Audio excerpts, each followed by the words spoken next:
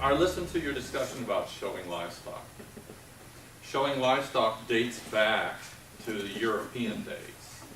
And it was the only way that we could bring people together to compare animals so that they could make progress and see who had genetic material that would be useful in one herd to another. Okay? It didn't become a rural recreational sport like it is now. And there's a whole industry around showing, and particularly in cattle. I was just recently at Denver, the National Western. Anybody ever heard of it? Huge show. And I came home for the first 2 days, got home last Saturday night about 10:30, and it took me until Tuesday to get out of the doldrums from it, because it depressed me.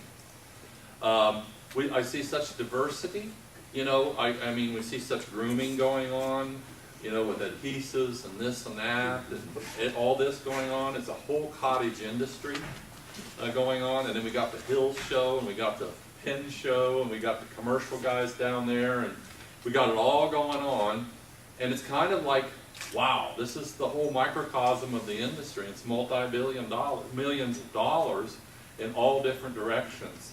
So how do you make sense of all that? And then I come back to the statement that's up here. And this is what's always driven me. That successful animal production results from the combined application of science, and art and science, and the good animal husbandry skills achieved from knowledge, hard work, experience, and common sense. Okay?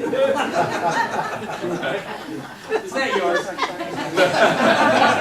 No! Anyway, the show is still relevant today because there are traits that we can't measure.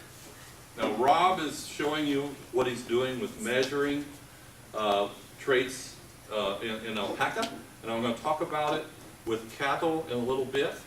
And then there are other traits that are very important, like foot and leg structure, toe structure, things like that, which are very important in Angus cattle today because we're kind of having some problems, but we can't quantitatively measure them.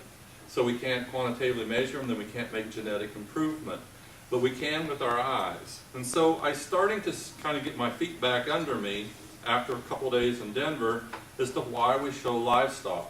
And it's basically to really look at the visual comparison and to compare animals, because basically, even though we can build animals with the genetics and the predictability, and we'll talk more about that, we also can then turn our way into looking at traits that we can't see and that we can't measure and we don't know the genetic inheritance of, and we can still find that good phenotype that goes with those quantitative traits.